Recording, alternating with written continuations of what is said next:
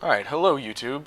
I've had this account for a while now because I've been planning on doing some critiques of different games or anything else that's for the computer in general, but I've never actually done anything with it. So I figured what better time to start than with Diablo 3, a highly anticipated brand new RPG that came out for the PC on the 15th of this month.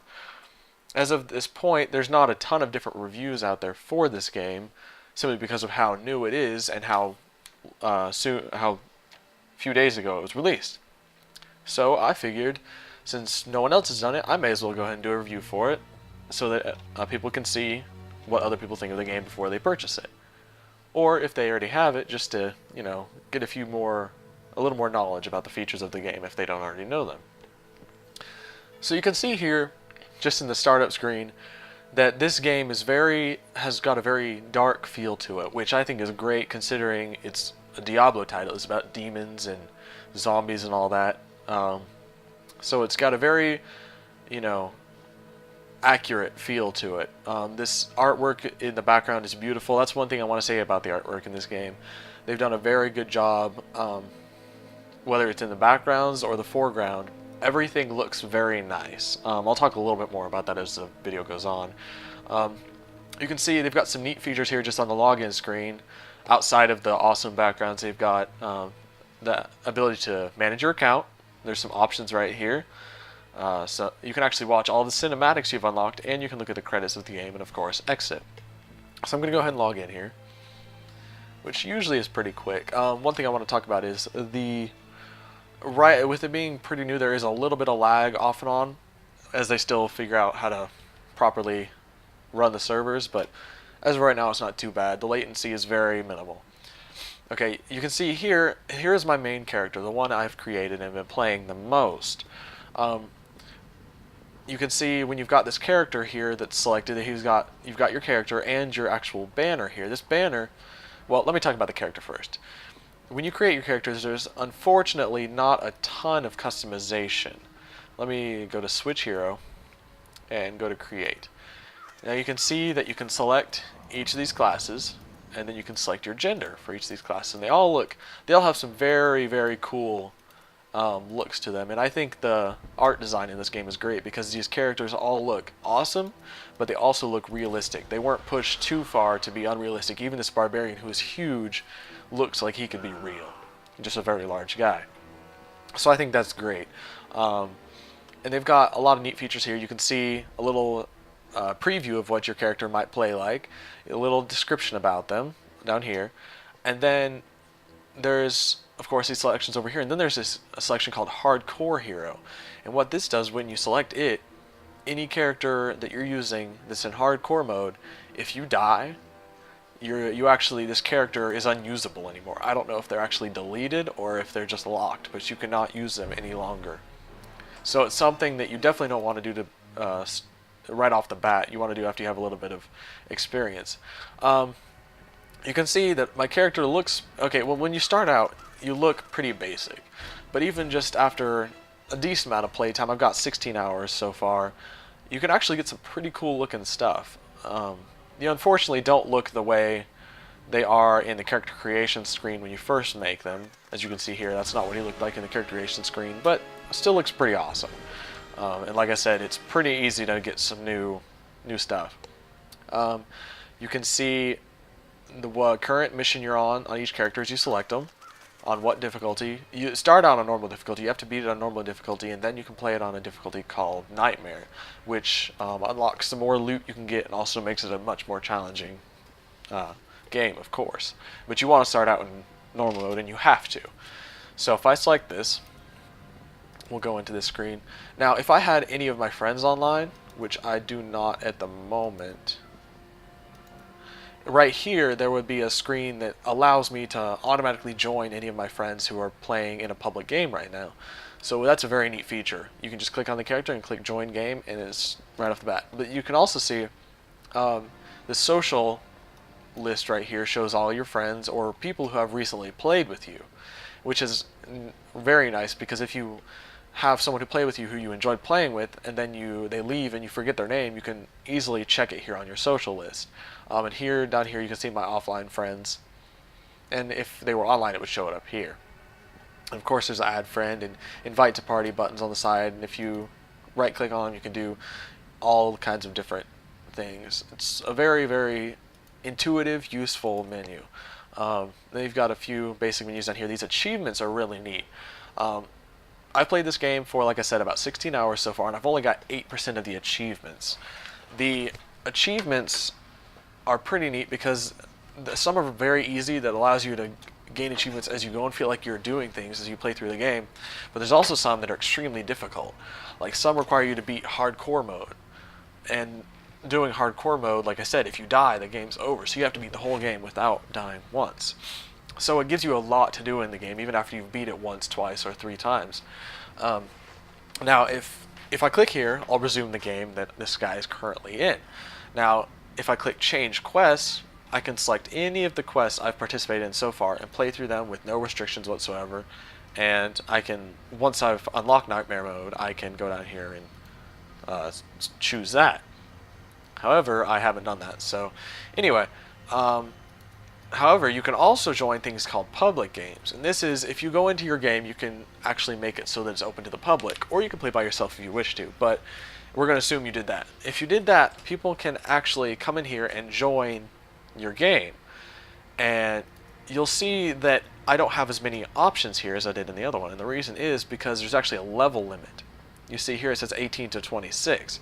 Since my character's level 26, he can participate in that.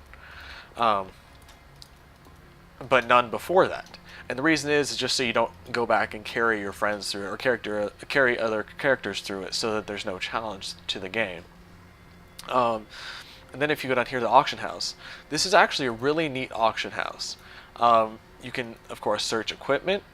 You can search gems, crafting, and dyes, or pages and recipes. And these are all different things you'll learn about as you play the game. The search features are really interesting. They're really neat.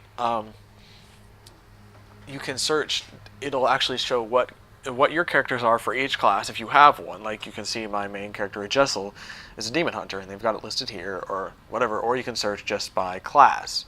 And then you can search the type of weapon, or a type of item you want. One hand, two hand, offhand, armor, follower, special. And then the type of item based upon your selection up here. So say I select armor, you can see it's a different list than it was with the one-handed. And then once I've done that, I can type in the level range I want and the rarity, and these are based upon the color of the item. The text color is a different color depending on what item you get. Then what's really neat about this feature is that you can select actually the stats you want on the item and search based on that. So say if I want dexterity, I would just click dexterity here, and then if I want a minimum of 20 dexterity on the item, I'll just search or type 20. Then I can hit search, and when this pulls up, if it's going to, there we go, it just had a lot to search. You can see all these items will have at least 20 dexterity on them. Okay, so you can do that with as many, or up to 3 different ones. And then if you want, you can actually type in the items down here, a legendary item, which is an orange text item. You can type in the name here. Let's see, I sold a mantled heel the other day, so let's search those. And it should pull all of those up in just a second. Yep, here's all the mantled heels. And you can see they're all listed here and how cheap they are, and you can sort by the buyout price. Again, I don't know why the auction house is going so slowly right now, but you can see, there we go, the cheapest is not applicable because of course there's not one, they're just bidding on it. And then here you can see, you can actually sell your items, which is a very neat feature because you can take them directly from your inventory for each character, or your storage, which is, or the stash in this game it's called, but it's like a storage or a bank in other games. You can select your character over here, like say I can switch to my wizard or my barbarian, and I can select an item directly from here and put it into the sale right here. Just click on it and then put in the starting price, the bidding, and then the buyout price. That's all you have to do. And then whenever your auctions are in process, it'll show right here. And then when they're completed, it'll show right here. And as you can see, I sold that mantled heel just yesterday or the day before. I suppose it's the 19th today. But yeah, so that's basically it for here. This chat is actually really neat. You can select any of these public chats and join in any of them and talk with everyone in them. So even though this is kind of a single player RPG with some online features, this allows for a lot of interactivity because you can see I can join the general chat, and right now there's 100 people chatting right there. So I can join all those, or I can talk to friends personally, or I can join a party. I can join the trade chat, the whatever kind of chat I want here. There's all kinds. So, and you can see people are talking right here. Alright, so I suppose... Oh, one more thing I wanted to talk about. These banners in the background. As you do your achievements and you beat your achievements, you'll actually unlock features or different things for these banners. Like you can see from the achievements I've done so far, I've unlocked different shapes of banners. There are some basic ones up here, and then there's some more ones that I've unlocked. And you can come through and customize your banner, and you can change the pattern on your banner and all kinds of stuff. But that's just kind of something neat to make it look cool and show off to other players. So yeah, I haven't really figured out exactly what these banners do. I know that in multiplayer, whenever you place them, players can click on them and they'll teleport directly to you. However, I don't know if there's any uses in single player mode or if there's any more uses in multiplayer mode. So let's go ahead and let's just choose this character I've created here, and I can show you some basic low-level gameplay. So let's start the game.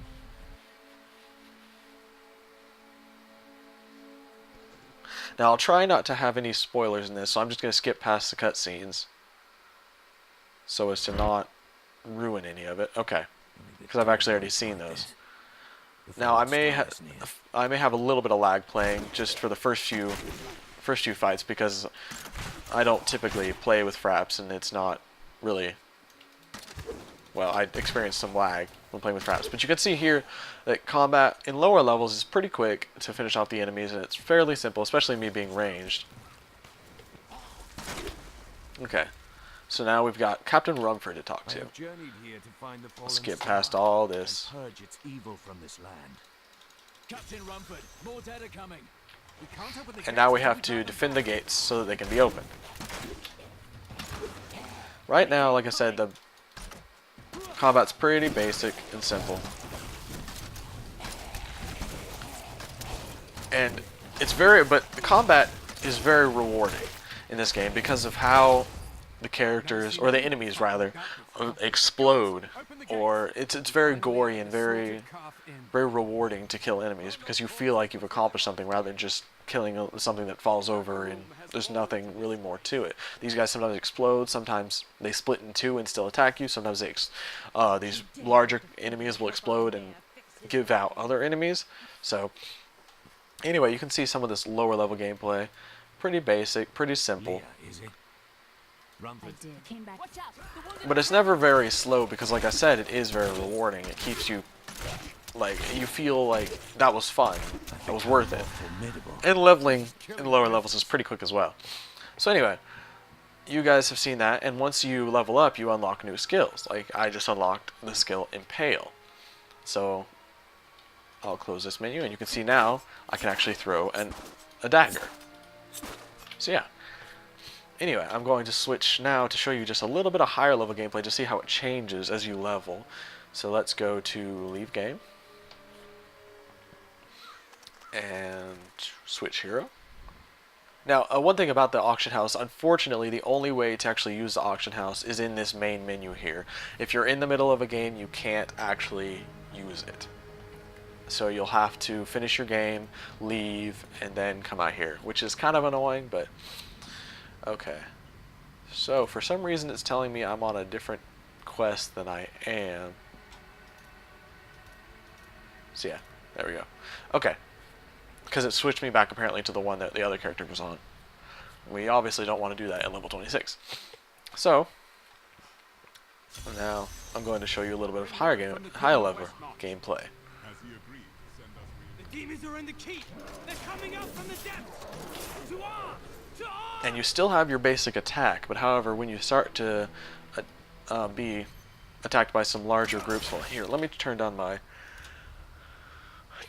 some of my qualities real quick just while I'm recording to keep my frame rate up high, especially when I run into large groups of enemies. Okay. Okay, it's gonna probably look pretty bad, but that's okay. Let's see how long this takes. Hopefully not too long. I feel like this video is getting a little too long. Okay, well while we're waiting on that, I can go ahead and talk about the loot in this game. There's a lot of different items you can pick up, and although the loot is very luck based, you may get no rare items, you may get 10. Fortunately, because of how much loot you do get, chances are you will find something that works for your class or is useful for your class, or that you can sell to buy stuff for your class, just because of how much loot this game gives out. And for some reason this is not loading. I hope this didn't crash on me.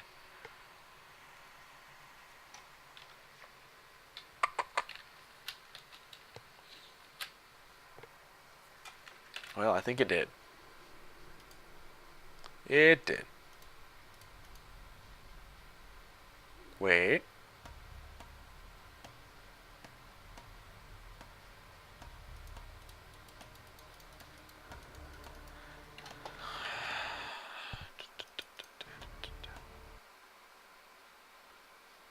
Well, come on now.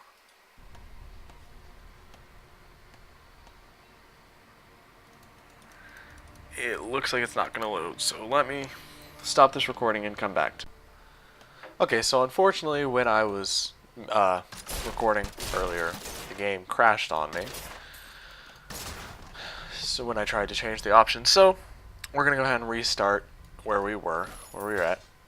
Okay, so I'm just going to show you a little bit of this higher level gameplay. Here I've entered a dungeon I haven't actually been through yet. And you can see the monsters obviously look cooler than they did to begin with at the game. And when you start encountering these larger groups like this, you're going to start needing to use your skills. Like for instance, I've got a rapid fire. It's very good, but it's better at at taking down large groups, or small groups rather, sorry. And so I'm going to go ahead, and you can see just from killing the few enemies I have, I've already found a drop. It's not a very good one though, so I'm not going to even bother with picking it up. Now, if you go into your skills, they've got some really neat things about these skills. You only have, well, you have 6 hotkeys down here at the bottom. 1, 2, 3, 4, left click, right click, and Q for your health. Now that may not sound like a lot, but for each of these slots you can pick out of these 4 skills. And not only do you have just these 4 skills, but each of these skills also have things called runes. And these runes make them do different things. Like for instance, this puncturing arrow on the hungering arrow increases the piercing chance of the arrow. On the bola shot, it makes it so this thunderball rune makes it so that the bola is electrified and adds a chance to stun targets. So you can pick all of these skills and pick which one you like the best. Right now I've got entangling shot, with chain gang, which makes the chain attached to 4 different enemies instead of just 2, and it slows them. And on rapid fire I've also got the thing that slows down enemies. And as you can see, I can select from any of my skills here to actually put in each slot. So if I want 4 different primary skills, what they're called, in each of these slots, I can do that. But anyway, that's enough about those. Down here you've got your passive skills that you can choose as you level up. At level 10, 20, and 30 you unlock a slot. And right now I've got steady aim and call of the weak, which it increases damage done against slowed enemies by 15%, which is why I have 2 skills that slow enemies. So anyway, within these skills there's a lot of customization, so you can play your character a lot of different ways. So anyway, let's go ahead and fight a few more enemies. Well, let me switch to actually some different skills so you can see what they do. The Thunderball. I haven't actually tried this yet, so let's try that. And let's switch to Chakrams. And yeah, okay. So now, if we fight some enemies, there's different skills. And like the skills I just had equipped were better for smaller groups. And for these larger groups, the skills I just equipped are better. And you can see that the skills that I just used actually attach it to an enemy and explodes. Now one of the skills I have makes it so any damage I do converts to my health, which is what I just activated. And I got these twin chakrams that send out chakrams and attacks all enemies it comes in contact with. I am renewed. And you can see I've got a dodge skill that I just used. Makes me move quicker. And I've also got a skill, I'm not exactly sure what it's called. It's called multi-shot. What it does, it shoots a large area of arrows. And obviously against one character it doesn't do that great. But against larger groups, it does pretty well. You can see there just against 4 how it's pretty good at destroying them. And then, I mean, so there's a lot of different skills you can use, and they all are pretty rewarding because they're all very flashy and cool looking. I can summon a companion to fight along with me. I can throw out knives in every direction. I can plant traps. I can create sentries. Yeah, there's a lot of skill customization in this game. So, yeah, the combat becomes a lot more fluid, a lot more interesting and rewarding and flashy as the game goes on. And I think that's something that people will really enjoy. So yeah, I think this video, I think I've covered what I need to in this video. I know it's gone a little bit long, but I'm glad you guys stuck with it. Like I said, this is my first time making a review, so I hope you guys enjoyed it, and I hope you guys want more. So just let me know how I did. Give me any suggestions you might have, and I'll be sure to take them into account for future reviews. Alright, thanks for the view.